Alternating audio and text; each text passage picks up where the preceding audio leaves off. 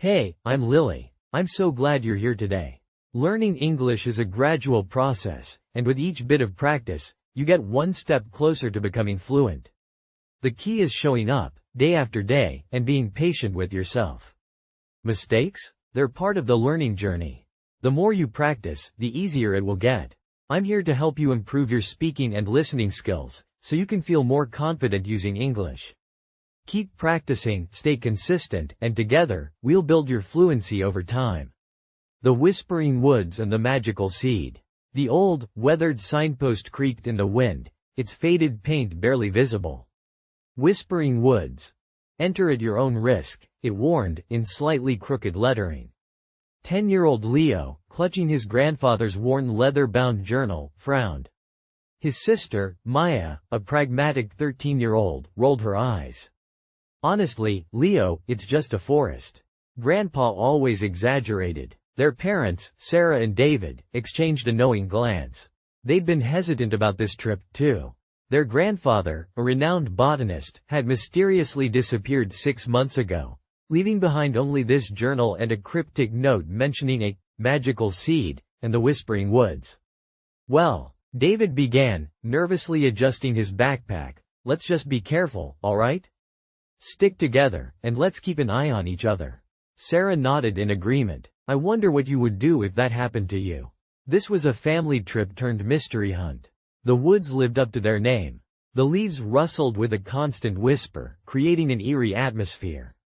Sunlight struggled to penetrate the dense canopy, casting long, dancing shadows that seemed to writhe with unseen life. Can you imagine being in that situation? The air held a damp, earthy smell, mixed with the sweet scent of unknown wildflowers. Leo, ever the adventurer, was captivated. Maya, on the other hand, was becoming increasingly uneasy. This is creepy, she muttered, pulling her jacket tighter around her. I told you we should have stayed home and watched television. They followed a barely visible path, the journal clutched in Leo's hand. Its pages were filled with detailed botanical sketches and notes, penned in their grandfather's elegant script. One entry mentioned a peculiar flower, the moon petal, said to bloom only under the light of a full moon, near a hidden spring. Their journey led them to a babbling brook, its water crystal clear. Near it, nestled amongst mossy rocks, was a tiny, shimmering seed. It pulsed with a faint, inner light. The magical seed, Leo whispered, his eyes wide with wonder. Suddenly, a flash of movement caught their attention. A family of deer, their coats the color of autumn leaves, emerged from the trees. They watched the children with curious eyes, before gracefully disappearing back into the shadows. As the children examined the seed, they heard a faint sob. Hidden behind a large oak tree, they found an elderly woman, her face etched with worry. Her name was Alara, and she was a local herbalist. I've lost my cat, Jasper, she cried. He ventured into the woods and hasn't returned. The children, touched by Alara's distress, decided to help. Leo, armed with his grandfather's journal, and Maya, with her sharp eyesight, joined forces with Alara. They searched high and low, calling Jasper's name, their hearts aching for the lost feline. This added a whole new layer to their adventure. Let's see where this story takes us next. Meanwhile, David and Sarah had been following at a distance, keeping a watchful eye. Seeing their children engaged in helping Alara, they felt a surge of pride. This showed a side of their children they hadn't seen before, selfless and compassionate. I honestly never thought they'd be so good at problem solving, said David, impressed. The search continued until the evening. The full moon rose, casting a silvery glow upon the forest. Suddenly, a soft meow echoed through the trees. Jasper. He was found tangled in some thorny bushes, unharmed but scared. Alara embraced her cat with tears of joy, thanking the children profusely. This unexpected encounter was their reward. Helping others, they discovered, was more exciting and rewarding than finding treasure. But there was still the mystery of the seed and their grandfather. As they walked back, Alara pointed to a specific area. Your grandfather often came here, she said. He told me about the moon petal and its healing properties. He was searching for a rare variant. Following Alara's directions, they found the moon petal, blooming brilliantly in the moonlight. Near it, they found a hidden compartment within a massive tree. Inside, they found a note from their grandfather. It explained that he wasn't lost, he had intentionally gone into the woods. The magical seed was a key to a rare cure for a debilitating illness, and he was trying to harness the moon petal's power to refine it. He was fine, just working on his secret project. The note described his whereabouts, a small cabin on the outskirts of the woods. To be fair, this was a major relief to everyone. They rushed towards the cabin, hearts filled with relief. The mystery was solved. They found their grandfather safe and sound, working on his project. He was overjoyed to see them, explaining his actions and introducing them to his groundbreaking discovery. The seed held the potential for amazing things, and he wanted to share it with the world when the time was right. The children had not only found their grandfather but had grown through the journey. They had faced their fears, learned about selfless help, and understood the meaning of family unity. Maya, initially reluctant, found herself falling in love with the wonder of the woods. Leo, always an adventurer, discovered that even adventure has a meaningful side. Their parents were proud of their courage and resilience. As they returned home, late into the night, they were filled with a sense of accomplishment and happiness. The Whispering Woods had whispered its secrets, and the magical seed, although not a literal treasure, had led to the most precious discovery of all, the reaffirmation of their family bond and a shared experience that would forever bind them together. They had faced challenges, solved mysteries, and most importantly, rediscovered the love and strength that made their family special. What a journey! Captain Calico's amazing voyage. The salty air whipped through 10-year-old Leo's hair as he clung to the railing of the sea serpent a brightly painted, slightly rickety sailboat. His younger sister, Maya, 7 years old and brimming with boundless energy, bounced beside him, her pigtails flying. Their parents, Sarah and Tom, stood at the helm, their faces etched with a mixture of excitement and apprehension. This wasn't just any sailing trip. This was Captain Calico's amazing voyage. Captain Calico, a woman with a mischievous twinkle in her eye and a sun-weathered face that told tales of 1,000 adventures, was a local legend. She offered unique sailing expeditions, promising not just a scenic tour but a journey of discovery and teamwork. "Ready for adventure, mateys?" she'd boomed earlier, her voice as warm and comforting as a crackling fireplace. The sea serpent sailed smoothly out of the harbor, leaving the bustling seaside town behind. Leo, a budding marine biologist, was already glued to his binoculars, scanning the waves for signs of marine life. Maya, however, was more interested in the brightly colored flags strung along the ship's mast, giggling as they flapped in the wind. Can you imagine being in that situation? The thrill of the open sea, the promise of adventure, right at your fingertips. The first challenge arrived sooner than expected. A sudden squall descended, whipping the sea into a frenzy. The sea serpent tossed and turned, its small sails struggling against the strong winds. Fear flickered across Maya's face. "Daddy, I'm scared," she cried, clutching her father's arm. Tom, usually calm and collected, felt a surge of panic. Sarah, however, remained remarkably composed. "It's all right, sweetie," she reassured Maya, her voice steady. "Captain Calico knows what she's doing. We're all in this together." Captain Calico, her face grim but determined, expertly navigated the storm. She barked instructions to Tom, who, despite his initial fear, quickly regained his composure and assisted in adjusting the sails. The storm, though frightening, served as a first lesson in teamwork and resilience. "I wonder what you would do if that happened to you." After the squall passed, leaving behind a breathtakingly clear sky and a calm sea, Captain Calico revealed their next challenge. Their charts were missing. Crucially, the most important chart of all, the one leading to the hidden code they were supposed to visit, was gone. It seemed someone had deliberately sabotaged their journey. This unexpected twist in their voyage introduced a subplot, a mystery to solve. Leo, with his keen observation skills, noticed a small, torn piece of paper near the navigation table. It was a tiny fragment of a map, with a peculiar symbol he recognized from his marine biology books. It was the symbol of the rare, rainbow anemone, found only in a specific part of the coastline. The crew, A surprisingly diverse group of people ranging from a retired teacher to a young musician worked together. Their different skills came together to help solve the mystery.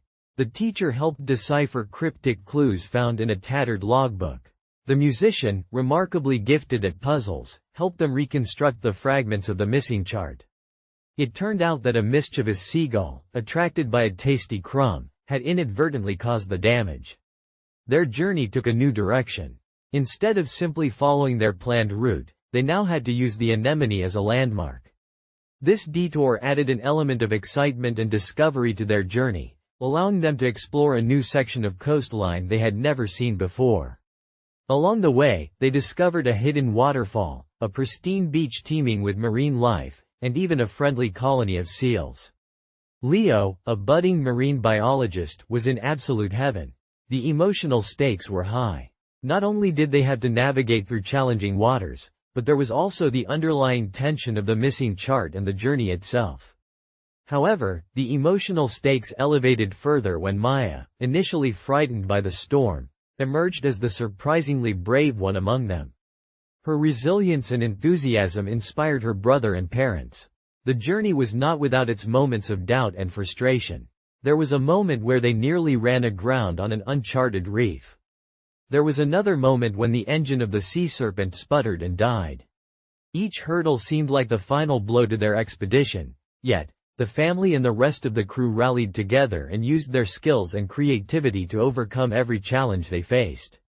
Finally, after several days at sea, during which everyone learned about teamwork, problem-solving, and the importance of resilience, they discovered the hidden cove. It was even more beautiful than described in the legends. The water sparkled like 1,000 emeralds, and the cliffs surrounding the cove were covered in vibrant flora. As the sun set, painting the sky in hues of orange and pink, Captain Calico smiled. "Well, that was an adventure, wasn't it?" she said, her voice filled with a sense of satisfaction. "You see, you all proved that teamwork and perseverance can overcome any challenge. Honestly, I'm incredibly proud of you all. To be fair," she added, "even the seagull played a part. The voyage was more than just a sailing trip. It was a journey of self-discovery, a testament to the power of teamwork, and a reminder that even unexpected challenges can lead to incredible discoveries." Leo and Maya, filled with newfound confidence, hugged their parents tightly. They had faced their fears, worked together, and discovered hidden talents within themselves. It was a memory that would last a lifetime. Let's see where this story takes us next. Perhaps, just perhaps, another amazing voyage awaits. I'm so happy you're still watching, because it means you truly believe in steady progress. And honestly, that's the best kind of progress. Fast results might look exciting, but it's those slow, steady changes that actually last. Every new word you pick up, every sentence you listen to, and even every small mistake you make, it's all helping you grow. And today, by choosing to stay here, you've quietly proved to yourself that you have the patience, the focus, and the heart to keep moving forward. The time-traveling teacup. The old attic smelled of dust and forgotten memories. Sunlight, fractured by grimy window panes, illuminated swirling motes in the air. 10-year-old Lily, armed with a flashlight and a boundless curiosity, was exploring its shadowy corners with her grandfather, Arthur. Arthur, a retired history professor with twinkling eyes and a mischievous grin, was her favorite person in the whole wide world. "Grandpa," Lily whispered, her voice echoing in the cavernous space, "look. What's this?" She pointed to a small, porcelain teacup, tucked away in a dusty corner amongst a collection of antique toys. It wasn't just any teacup. This one shimmered with an ethereal, almost imperceptible, glow. It was painted with tiny, vibrant scenes, a bustling marketplace, a medieval castle, a futuristic cityscape, scenes that seemed to shift and change ever so slightly as Lily watched. Arthur, his brow furrowed in concentration, picked it up gingerly. "Well, now that's something I haven't seen in years," he murmured, turning the teacup over in his hands. "It belonged to my grandmother. She always said it was special, but never told me why." Suddenly, as Arthur gently touched the teacup's rim, a faint hum filled the air. The scenes on the teacup spun wildly, blurring into a kaleidoscope of color. A gust of wind, seemingly out of nowhere, ruffled Lily's hair. Then, as quickly as it began, the humming ceased. "Wow!" Lily gasped, her eyes wide with wonder. "What was that?" I don't know, Lily Bug," Arthur admitted, his voice a mixture of surprise and apprehension. "But I think we just stumbled onto something extraordinary." The next morning, Lily woke up to find herself, not in her own bed, but in a bustling marketplace overflowing with strange fruits and exotic spices. A woman in a flowing, brightly colored dress was offering her a sweet, unknown pastry. It was the very marketplace she'd seen depicted on the teacup. Panic flared in her chest. "Can you imagine being in that situation? Grandpa?" she called out, her voice trembling. There was no sign of him. She was completely alone. Over the next few days, the teacup transported Lily to different eras and places. She helped a medieval knight rescue a princess from a dragon. Turns out dragons aren't always so scary, experienced the thrill of a Victorian-era hot air balloon ride, and even witnessed the construction of a futuristic flying car. Each adventure was filled with excitement, danger, and the thrill of discovery. But these adventures also took a toll. Lily missed her family terribly. She missed her comfortable bed, her familiar toys, and the comforting routine of her life. She began to understand the weight of loneliness and the true value of home. "I wonder what you would do if that happened to you." Meanwhile, back in the attic, Arthur was frantically searching for a way to bring Lily home. He consulted ancient texts, pored over forgotten journals, and even sought advice from a quirky historian friend who specialized in, well, let's just say unusual artifacts. He discovered that the teacup was, in fact, a time-traveling artifact passed down through his family for generations. Its power was activated by a combination of touch and intention, a detail his grandmother had never explained. The historian, Professor Alara, revealed another crucial detail. The teacup's powers were tied to the user's emotions. Strong emotions, whether positive or negative, could dramatically affect the travel. Lily's longing for home was inadvertently keeping her trapped in different time periods. Arthur, his heart heavy with worry, realized he needed to tap into his own emotions, his unwavering love for his granddaughter, to guide the teacup. He carefully picked up the teacup, focusing on his desire to see Lily safe and sound. The attic air shimmered again. This time, the humming was much stronger, filled with a powerful energy that felt both exciting and slightly terrifying. Let's see where this story takes us next. And then, just as suddenly as she disappeared, Lily was back in the attic, dust motes dancing in the sunlight. She threw her arms around her grandfather, sobbing with relief. Honestly, the reunion was incredibly emotional. "Grandpa, I'm so glad to be home," she cried, clinging to him tightly. "Me too, my dear," Arthur whispered, his voice thick with emotion.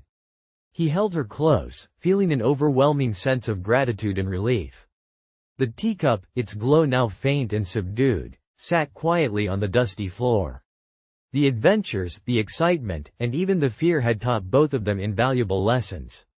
Lily had learned about resilience, independence, and the profound importance of family. Arthur, in his quiet way, had faced his own anxieties and rediscovered the strength of his love for Lily.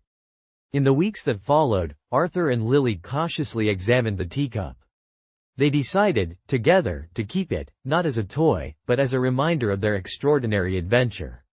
They would sometimes open the teacup's lid and glance at its mystical images, a silent testament to their time travel story, a story shared only between them. And though they never used its time-traveling power again, the teacup remained a cherished possession, a symbol of their unbreakable bond and a reminder of the magic that can be found even in the dustiest of attics. To be fair, it was a truly unforgettable experience, wasn't it? The mystery of the missing moonbeams. The aroma of freshly baked blueberry muffins hung heavy in the air, a comforting scent that usually heralded a wonderful Saturday morning at the Miller household. 10-year-old Leo, however, wasn't appreciating the sweetness. He was glued to the window, his face a mask of bewilderment. "Dad, Mom. Look," he whispered, his voice hushed with awe and a touch of fear. His parents, Sarah and Mark, rushed to the window. Sarah, a kindergarten teacher with a perpetually sunny disposition, and Mark, a mild-mannered librarian with a passion for astronomy, exchanged worried glances. The usually bright, silvery moon hung in the sky, but it seemed dimmer, almost translucent. It's like the moonbeams aren't shining as brightly, Leo stammered, pointing a shaky finger at the celestial body. They're missing. Can you imagine being in that situation? Seeing something so familiar, so constant, altered in such a strange way? Their 8-year-old daughter, Lily, bounced into the room, her bright pink pajamas contrasting sharply with the unusual paleness of the moonlight. "What's wrong?" she asked, her usual cheerful demeanor replaced by a hesitant curiosity. Mark, always the pragmatist, suggested it might be cloud cover. But even Sarah, ever the optimist, had to admit that the sky was remarkably clear. This wasn't just a cloudy night. Something was definitely amiss. Maybe it's a lunar eclipse, Sarah offered tentatively, trying to reassure the children. But even she felt a knot of unease in her stomach. This didn't feel like a normal eclipse. The unusual dimness wasn't the only strange thing. That night, the family's pet cat, a fluffy Persian named Snowball, refused to go outside, a behavior completely out of character for the adventurous feline. Even the crickets seemed unusually quiet. The whole neighborhood felt hushed. The next morning, the oddity persisted. The moon, still visible, was still strangely faint. This was no ordinary cloud cover. This was a mystery. "Okay," Mark announced at breakfast, a glint of excitement in his eyes. "This calls for a proper investigation." He winked at the children. "Think you two are up for it?" Leo and Lily, their initial apprehension replaced by a thrilling sense of adventure, squealed with delight. Their investigation began with the local observatory. Dr. R.S. Thorne, the observatory's director, a kindly, slightly eccentric man with a shock of white hair and twinkling eyes, listened patiently to their story. "Missing moonbeams, you say?" he chuckled, stroking his beard. "Well, that's certainly unusual. I've never encountered anything quite like it. But to be fair, there's a lot we don't know about the universe." Dr. Thorne, however, couldn't offer a concrete explanation. He suggested they start by observing the moon's phases, the changing patterns of its illumination. It turned out, the peculiar dimming only affected the moonbeam's intensity, not their presence. This puzzled them further. Their next clue came from Snowball. While playing in the garden, Lily noticed Snowball sniffing at a patch of unusually vibrant, luminous flowers. The flowers, normally a pale yellow, were glowing with an ethereal, moon-like light. "Look, Dad," Lily exclaimed, pointing at the blossoms. "They're shining, like tiny moons. I wonder what you would do if that happened to you." Mark examined the flowers carefully. He realized that the flowers only glowed when exposed to the moon's light, however dim. This meant the moonbeams were still present but were somehow being filtered or weakened. This led them to a peculiar old woman named Mrs. Willowbrook, who lived on the edge of town, known for her knowledge of herbs and local folklore. Mrs. Willowbrook, with her wise eyes and gentle smile, listened intently to their story. "The moonbeams," she said, her voice low and mysterious, "they're connected to the heart of the forest. Something is blocking their flow." She handed them a small, intricately carved wooden moon. "Take this. It might help." The children, filled with a renewed sense of purpose, ventured into the forest, the wooden moon clutched in Leo's hand. Deep within the woods, they discovered a massive, ancient oak tree, its branches shrouded in an unnatural darkness. The tree seemed to be absorbing the moonbeams, causing the dimness they'd observed. Further investigation revealed a tangled mass of thorny vines choking the tree's roots. The vines, Mrs. Willowbrook explained, were magical, absorbing the moon's light. She'd had a premonition this would occur. She'd always known the old forest held secrets. With the help of the wooden moon, which seemed to gently repel the vines, and a pair of gardening shears, they carefully disentangled the vines. As they did, the moon's light flooded back into the forest, brighter and more vibrant than ever before. The crickets chirped happily. Snowball purred contentedly. The flowers pulsed with a renewed brilliance. Even the usually grumpy Mr. Henderson, their neighbor, cracked a smile. "Let's see where this story takes us next." Back home, as the family sat together, bathed in the now radiant moonlight, they felt a profound sense of accomplishment and unity. They'd solved the mystery of the missing moonbeams, not through science alone, but through observation, collaboration, and a touch of magic. Leo and Lily learned the importance of teamwork, the value of asking for help, and the thrill of uncovering the truth. And most importantly, they rediscovered the magic in the ordinary, the wonder in the world around them. The ordinary had become extraordinary, and their Saturday, which began with a mystery, ended with a shared triumph and a renewed appreciation for the wonders of the night sky. I'm so happy you're still watching, because it means you truly believe in steady progress. And honestly, that's the best kind of progress. Fast results might look exciting, but it's those slow, steady changes that actually last. Every new word you pick up, every sentence you listen to, and even every small mistake you make, it's all helping you grow. And today, by choosing to stay here, you've quietly proved to yourself that you have the patience, the focus, and the heart to keep moving forward.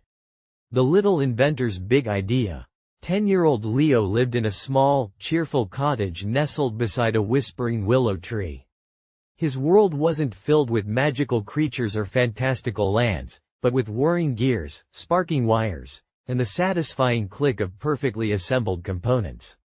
Leo was a little inventor, a title he wore with quiet pride. His workshop, a converted shed at the edge of the garden, was a chaotic wonderland of recycled materials, half-finished contraptions, and meticulously labeled boxes. His mom, a kind-hearted librarian with a twinkle in her eye, often found him surrounded by a mountain of discarded electronics, his brow furrowed in concentration. His dad, a carpenter with calloused hands and a booming laugh, supported Leo's passion, often providing him with the sturdy wood and perfectly cut pieces that held his inventions together. This summer, the annual village fair was approaching. The highlight? The Ingenious Inventions competition. A contest Leo had dreamt of winning since he was old enough to hold a screwdriver. He'd spent months tinkering, refining, discarding, and rebuilding. He wanted to create something truly special, something that would not only impress the judges but also genuinely help people. I wonder what you would do if that happened to you. His current project was a self-watering plant pod designed to help his grandmother, Nana Rose, tend to her beloved roses without having to constantly water them. Nana Rose lived alone and sometimes struggled with the garden chores. It's got a tiny water pump, a moisture sensor, and even a solar panel to power it all. Leo explained to his dad one evening, his eyes shining with excitement. It'll only water the plants when they need it, saving water and making gardening easier. His dad, wiping sawdust from his hands, beamed. That's brilliant, Leo. Your Nana Rose will be thrilled. But things weren't going smoothly. The water pump kept malfunctioning, producing a frustrating spluttering sound instead of a steady flow. Leo tried everything, checking the wiring, replacing parts, even consulting his well-worn engineering books. Frustration mounted, threatening to overwhelm his enthusiasm. It's not working, he exclaimed one afternoon, throwing a tiny wrench onto his workbench. His mom, overhearing him, gently approached. Well, honey, she said, kneeling beside him, sometimes things don't work out the first time. It's part of the process. What if we break the problem down? What specifically is wrong with the pump? Leo, taking a deep breath, explained the intermittent spluttering and inconsistent water flow. His mom, surprisingly adept at understanding his technical explanations, suggested they check the power source first. They meticulously tested the solar panel, the wiring, and the battery. To be fair, it was a long and intricate process. It turned out a tiny loose wire, almost invisible to the naked eye, was the culprit. The relief was immense. With the wire fixed, the pump whirred smoothly. Leo felt a surge of accomplishment, a testament to the power of perseverance and patience. Can you imagine being in that situation? Meanwhile, a separate challenge emerged. The annual village fete also included a baking competition, and Leo's younger sister, Lily, a whirlwind of creativity and sugary treats, was determined to win the prize for the best cake. She'd spent weeks perfecting her recipe, a 3-layered masterpiece with raspberry filling and buttercream frosting. She was nervous, however, worrying about the transportation of the delicate cake to the fair. The journey was quite bumpy and she didn't want it to fall apart. Leo, inspired by his own inventive spirit, decided to help. He designed and built a special cake carrier, a sturdy, shock-absorbing container that used springs and foam padding to protect Lily's culinary creation. This involved another round of late nights in his workshop, a delightful combination of engineering and sugary aromas.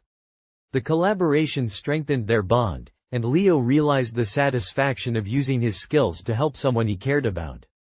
The day of the village fair arrived, sunny and bright. Leo, his heart pounding with anticipation, showcased his self-watering plant pot. The judges were impressed by its ingenuity and practicality, praising his problem-solving skills and the thoughtful consideration for Nana Rose's needs.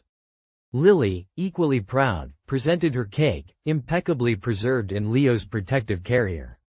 Her cake was judged to be an absolute masterpiece, a delicious symphony of flavors and textures. Later that evening, as the sun dipped below the horizon, casting long shadows across the village green, the results were announced. Both Leo and Lily won first prize in their respective categories. The joy was immense. Their hard work, dedication, and unwavering support for each other had paid off. Honestly, the scene was heartwarming. Nana Rose, beaming with pride, hugged Leo tightly. His dad clapped enthusiastically, and his mum wiped away a happy tear.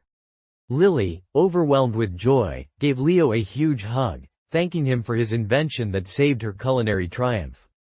That evening, sitting on their porch, the whole family watched the fireflies dance in the twilight. Leo, reflecting on his day, realized that his big idea wasn't just about winning a prize. It was about using his skills to make life easier for others, about the power of collaboration, and the boundless joy of sharing his creations with the people he loved. And that, he knew, was the greatest invention of all. It was a truly satisfying and fulfilling conclusion to a summer filled with challenges, creativity, and the sweet taste of success. Let's see where this story takes us next. Perhaps next year's village fair will bring even more exciting inventions. Sunny skies and starry nights. The aroma of freshly baked blueberry muffins filled the air, a comforting scent that perfectly mirrored the warmth of the August morning. 10-year-old Leo, a whirlwind of freckled energy, bounced on the balls of his feet, practically vibrating with anticipation. His older sister, Maya, 16 and radiating a quiet confidence, was meticulously packing their backpacks for their annual family camping trip. Their parents, Sarah and David, were bustling around, ensuring everything was in order: tent, sleeping bags, fishing rods, and of course, a plentiful supply of marshmallows for roasting around the campfire. "Are we really going to Star Lake this year, Dad?" Leo asked, his eyes shining with excitement. Star Lake, nestled deep within Redwood National Park, was a place of legend in the family. Stories of sparkling starry nights and breathtaking sunrises were passed down from generation to generation. David, his face creased with a loving smile, ruffled Leo's hair. "Absolutely, son. And this year, we've got a special surprise planned. Can you imagine being in that situation? The anticipation, the joy, the sheer excitement of a family adventure?" The journey to Star Lake was an adventure in itself. They drove past towering redwoods, their leaves whispering secrets in the gentle breeze. Maya, usually glued to her phone, was captivated by the stunning scenery. She even put her phone away, honestly. She sketched in her journal, capturing the majestic trees and the playful squirrels darting across the road. Leo, on the other hand, peppered his parents with questions. "How many stars will we see tonight, Dad? Will we see a shooting star, Mom? Will we catch any fish, Dad?" The endless stream of questions was endearing, a testament to his unbridled enthusiasm. Upon arriving at their campsite, a small clearing overlooking the lake, the family immediately sprung into action. David expertly set up the tent while Sarah unpacked their supplies. Leo, initially overwhelmed by the magnitude of the task, eagerly helped by carrying smaller items.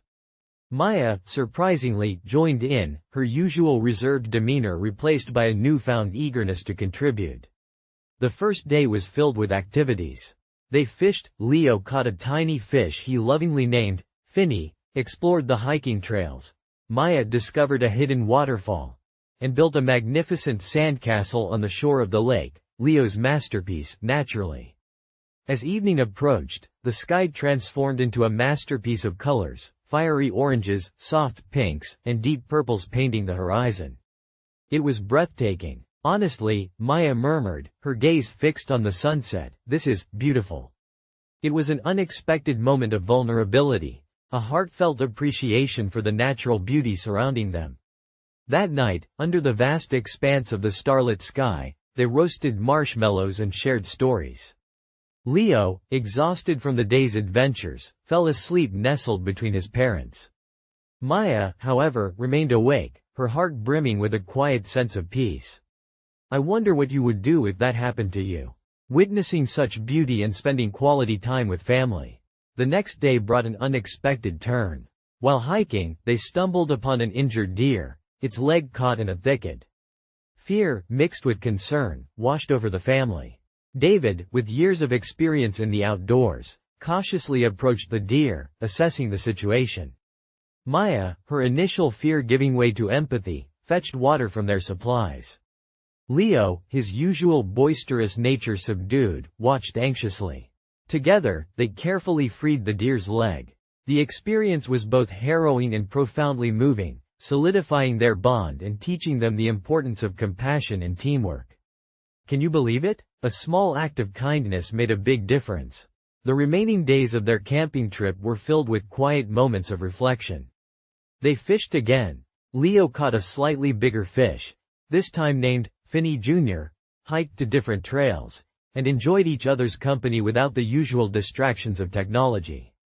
On the last night, under the same breathtaking starry sky, Sarah shared a story about her childhood camping trips with her own family. David joined in, recounting his youthful escapades in the wilderness. Maya and Leo, eyes wide with wonder, listened intently, their hearts filled with warmth and belonging.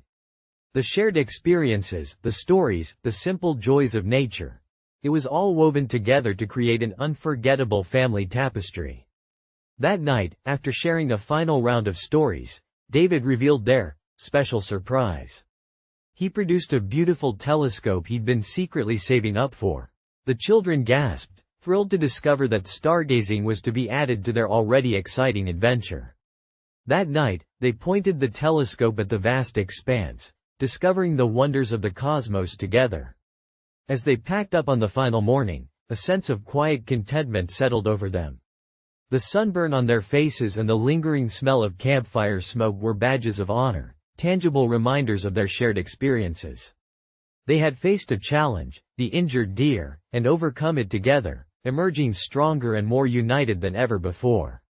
This wasn't just a camping trip, it was a journey of connection, a reaffirmation of family bonds, and a testament to the healing power of nature. They left Star Lake not only with cherished memories but with a deeper understanding of themselves and each other, hearts brimming with the warmth of sunny skies and the wonder of starry nights. Let's see where this story takes us next. Perhaps next year's adventure will be even more exciting. Thank you so much for staying till the end. It truly shows how dedicated you are to improving yourself. Keep going like this. Little steps, my friend, lead to big changes.